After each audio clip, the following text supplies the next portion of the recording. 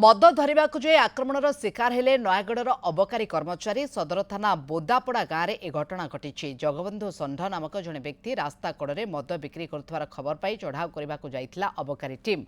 हेले अबकारी टीम को आक्रमण करथिले 4 जण ग्रामवासी। एथिरे 3 जण कन्स्टेबल आहत होइछन्ति। आहत 3 कर्मचारी हेउछन्ति नील लोहित मल्लिक एवं देवी प्रसाद पाणी कैवल्य स्वाई। अबकारी थाना पक्षरु सदर थाना रे एने अभियोग करा जायछि। जगबंधु गाँ पाख रास्ता कड़े मद बिकुथिबार खबर पाई 5 जण अबकारी टीम चढ़ाऊ करने जाइथिले। जगबंधु को धरिबा समय जगबंधु तांकर भाई गोपीनाथ षंढ एवं अन्य 2 जण मिलित भाव में अबकारी कर्मचारी को आक्रमण करथिले। आक्रमण रे कर्मचारी नाक मुह फाटी जाइछि। से रास्ता रे जाउथवा अनेक स्क्वाड आक्रमणकारी कबलरू कर्मचारी को उद्धार करथिले। एथिसहित जगबंधु को सदर थाना को आनिथिले। पुलिस ए घटना रे अधिक तदंत जारी रखिछि।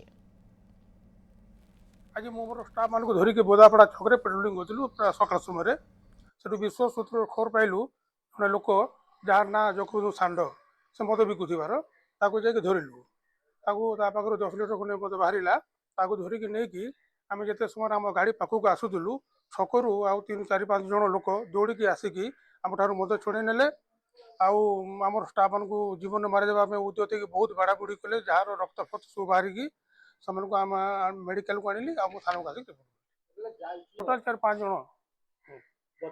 जन बड़ा